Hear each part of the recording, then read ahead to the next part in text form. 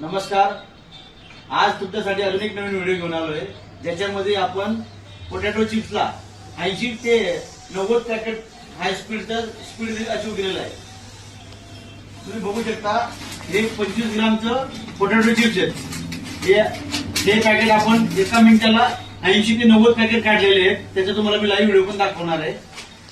आणि हे टोपली आहे, पापड जे टोपले याच्या पण आयटम आहेत. याच्या पण आपण 70 ते 80 पॅकेट पर मिनिटचा स्पीड अचीव केलेला आहे.